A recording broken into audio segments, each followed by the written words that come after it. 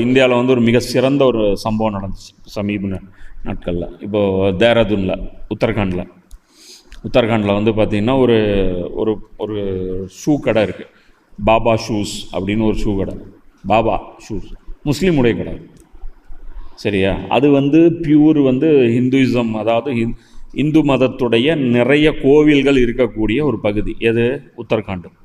தேராதூன் வந்து நிறைய கோயில் இருக்கும். நான் போயிருக்கேன் உத்தரகாண்டுக்கு 2 தடவை 3 தடவை போயிருக்கேன். அப்போது அந்த இடத்துல வந்து பார்த்திங்கன்னா நல்லாயிருக்கும் ஊர். அது காஷ்மீர் மாதிரியே இருக்கும், சூப்பராக இருக்கும் உத்தரகாண்டு. அப்போ அந்த ஊரில் வந்து பார்த்திங்கன்னா ஒரு பஜ்ரங் தல்காரன் வர்றான்.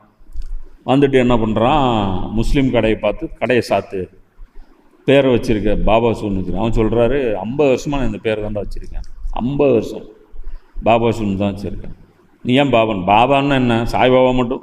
பாபான்னு முஸ்லீம்களுக்கும் தானே பாபா.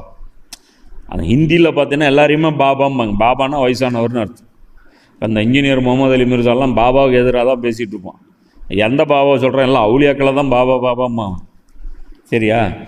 அப்போது பாபா வந்து வைக்கக்கூடாது ஷூ அப்படின்னு சொல்லிட்டு உடனே மிரட்டுறாங்க. மிரட்டினோன்னே அதுக்கப்புறம் அடிக்கிறது ஒரு கும்பலே வருது. அந்த பெரியவர் வந்தவுடனே பக்கத்து கடைக்காரர் ஒருத்தர் வர்றார். அவர் இருக்கிறார். அவர் கரெக்டாக பார்க்க போனால் அவர் பழைய பட்டிஸ்டா மாதிரி இருக்கார். அவர் ஜிம்மு வச்சுருக்காரு, கடையும் வச்சுருக்கிறார். காலையில் ஜிம்மில் ட்ரைனிங் கொடுக்குறாரு, ட்ரைனர் ஆட்டுருக்கு. அப்புறம் கடையிலும் வச்சுருக்கார். பக்கத்து கடைக்காரர் அவர் வந்துட்டார். தம்பி, என்னப்பா பிரச்சனை உனக்குன்னு. அவன், நாங்கள் இங்கே பேசிகிட்டு இருக்கிறோம், நீ யார் பேசுறதுங்க?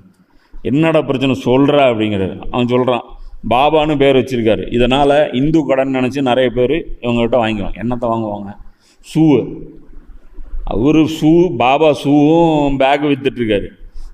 என்ன பிரச்சனை உங்களுக்கு? ஒன்றும் பிரச்சனை கிடையாது. ஷூ இதில் விற்கிறதுல என்ன இருக்குது? வேறு ஏதாவது ரிலீஜியஸ் பொருள் விற்றா சரி, ஓகே, அது இது களங்கப்படுத்திடலாம் அப்படிங்களா? ஏதோ கறி விற்றா சரி, ஓகே, இப்படி பண்ணிட்டான் அப்படி பண்ணிட்டாங்க. இதில் காமனான ஸ்கூல் ஷூ, ஸ்கூல் பேக், இதில் என்ன இருக்குது? அவர் கேட்குறாரு, என்னப்பா பிரச்சனை? அவர் என் நண்பர் தான், வச்சுட்டு தான் இருக்கார், உனக்கு என்னடா பிரச்சனை? இவங்க தாடி, இப்போ நீங்கள் உலகத்தில் எல்லாருமே தாடி ஃபேஷன்னு. என்ன, இவன் விராட் கோலி இவங்கெல்லாம் தாடி வச்சதுலேருந்து இப்போ எல்லாருமே தாடி வைக்கிறாங்க. அவரும் தாடி வச்சுருந்தாரா? உடனே டக்குன்னு வந்து பேர் என்ன ஒன்று அப்படி. அவர் பேர் வந்து தீபக். அவர் உடனே என்னன்ற முகம்மது தீபக்குங்க. ஸ்பாட்டில் அப்படி ஒரு செகண்டில் அப்படி சொல்கிறார், முகம்மது தீபக்குன்ட்டு. சொன்ன உடனே இவனு இப்போ எப்படி முகம்மது தீபகா அப்படின்னு. அது இல்லாமல் ஆள் சைஸ் இப்படி இருக்கார். அவரெல்லாம் கை வச்சார்னா தலைவர் வந்து ஒரு 15 நாள் குறைஞ்சபட்சம் ட்ரீட்மெண்ட் ஆகும். எல்லாம் உள்காயம் ஏகப்பட்ட டேமேஜ் ஆகிறது பாசிபிலிட்டிஸ் இருக்குது. ஆர்கன்ஸ்லாம் கூட டேமேஜ் ஆகிரும். நெஞ்செல்லாம் அடித்தார்னா நெஞ்செலும்பு உடஞ்சிரும். அப்படி தான் இருக்கேன். இவன் ஆள் பார்த்த உடனே ஏதோ ரிக்வெஸ்ட் பண்ணுறேன்னு சொல்லிட்டு நான் போகிறேன் அப்படின்னு போயிட்டு அதுக்கப்புறம் ஒரு 100 பேரை கூட்டிகிட்டு வந்துட்டான். அடுத்த நாள் அவர் ஜிம்முக்கு கூப்பிட்டு வந்து 100 பேர் இருக்கணுன்னா தூம்னு குதிக்கிறான். இவர் போலீஸ் இவரை வந்து பிடிச்சி வச்சுருக்காங்க, அடக்கி வச்சுருக்காங்க. யாரை? முகமது தீபக்கை பிடிச்சி வச்சுருக்காங்க. அங்கேருந்து அவனுங்க வந்து குதிச்சு பேரிகார்டை குதித்து அவன் வர்றான் அடிக்கிறதுக்கு. இவர் போலீஸ் கையை உதறிட்டு இப்படி வந்தவொடனே அப்படியே அவன் திரும்பி ஓடுறானே சிங்கக்குட்டி. எடுத்தான் பாரு ஓட்டம் மான்கரத்தை அப்படியே. அதுக்கப்புறம் அதான் அவன் தராதவன். சொல்கிறேன்ல, எப்போவுமே இப்படி தான் இருக்கணும். அவர் நமக்கு எக்ஸாம்பிள். யார்? முகமது தீபக். இது மாதிரி தான் நம்ம ஒவ்வொருத்தரும் முகமது தீபக்காக இருக்கணும். என்ன, முகமது சரவணனாக இருக்கணும். நம்ம வந்து முகமது குமாராக இருக்கணும். நம்ம ஒவ்வொருத்தரும் வந்து முகமது அல்ஃபோன்ஸாக இருக்கணும். நீதி அநீதி, அவ்வளோதான். என் ஆள் பண்ணால் அநீதி, இதுதான் நமக்கு தெரிஞ்சது, அவ்வளோதான். இதில் வந்து நம்ம பாலிடிக்ஸ் முதல்ல இந்த இன அரசியலை விட்டு வெளியே வரணும். சின்ன இது பண்ணி முஸ்லீம்களுக்காக போகிறாங்க முதல்ல. கேவலம் இது. முஸ்லீம்களுக்கு ஒரு கேடு கட்ட ஒரு கேவலமான ஒரு இது இருக்குதுன்னா, முஸ்லீம்களுக்காக நீங்கள் போராடுறீங்க பாருங்கள், அதுதான் உங்களுக்கு ரொம்ப கேவலம். என்ன, இது வந்து நாய் பண்ணும், நரி பண்ணும், பண்ணி பண்ணும். ஒரு நாயை அடிக்கிறதுக்கு ஒரு சிறுத்தை வந்துருச்சுன்னா பாரு, 4 நாய் சேர்ந்து அது ஃபுல்லாக சேர்ந்து டிஃபன். இதுதான் நம்ம பண்ணிட்டுருக்கோம். இதுதான் நம்ம பாலிடிக்ஸ். மனித குலத்துக்கு நம்ம பாலிடிக்ஸே பண்ணுறதில்ல. நம்ம இந்தியர்களுக்காகவோ அல்லது பொதுமக்களுக்காக என்னைக்காவது ஒரு முஸ்லீமு பெட்ரோல் விலை உயர்வை கண்டித்து ஆர்ப்பாட்டம் நடத்திருக்கு பார்த்துருக்கேன்? பார்த்துருக்கல, எங்கேயுமே பார்த்துருக்க மாட்டேன். பிரச்சனையே கிடையாது. அவனுங்க ஏன் எக்கடை கட்டு போங்க, எங்களுக்கு என்ன பிரச்சனை இருக்குது? எங்களுக்கு எதிராக ஏதாவது பண்ணிட்டீங்கன்னா பிரச்சனை, அது நாங்கள் பொறுத்து கொள்ள மாட்டோம்.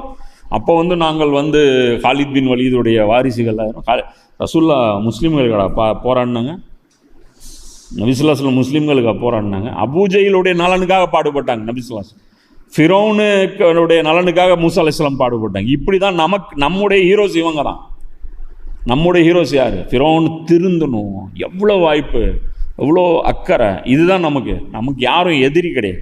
நம்ம மனித குலத்துக்கே நம்ம வந்து நண்பர்கள். நம்ம வந்து மனித குலம், மனித நேயம், இதைத்தான் காப்பாற்றணும். இதை விட்டதுனால தான் நம்மளுக்கு அசிங்கமாக திட்டுறது வேலிடு.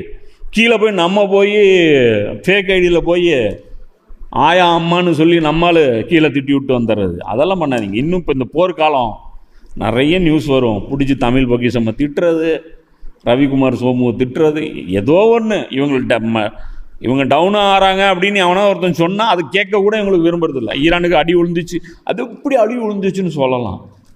நாங்கள் ஜெயிச்சுட்டே இருக்கோன்னு எங்கள் காதில் தேனை நீங்கள் ஊற்றிக்கிட்டே இருக்கணும்னு, அதுக்கு நீங்கள் ஜெயிக்கணும்.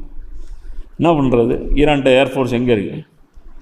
நிலமை, ஆனால் தில்லு இருக்குது, அது வேறு விஷயம். முதல்ல ஈரானுக்கு உங்களுக்கு என்ன சம்பந்தம்?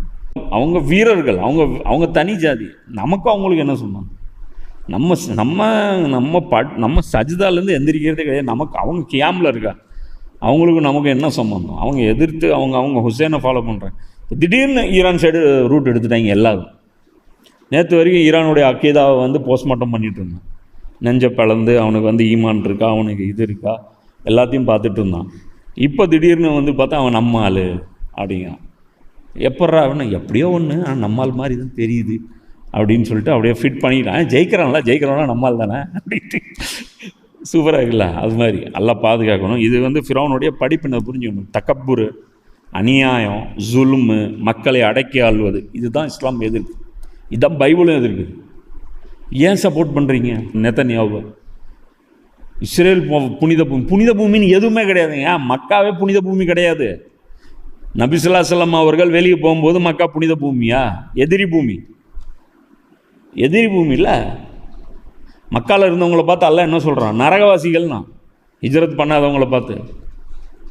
ஏன் போகல நீங்கள் ரசூல்லா கூட? இல்லைல்லா, நான் என்ன பண்ணுறது, இப்ராஹிம் நபியுடைய பூமியாச்சா, அதனால் நான் விட்டுட்டு இப்ராஹிம் நபியுடைய வாரிசே போகிறாரு, இந்த பூமி வேணான்ட்டு. அப்புறம் நீ என்னடா நின்றுட்டுருக்க? ரசூலா எங்கே மௌத்தானாங்க? மதீனாவில். அப்புறம் எதுக்கு உனக்கு மக்கா? அவ்வளோ என்ன புனித பூமி? எதுவும் புனித பூமி கிடையாது. நல்லவங்க கையில் இருந்தால் அது நல்ல பூமி, கெட்டவங்க கையில் இருந்தால் அது கெட்ட பூமி. இதுதான் நம்முடைய ரூலு.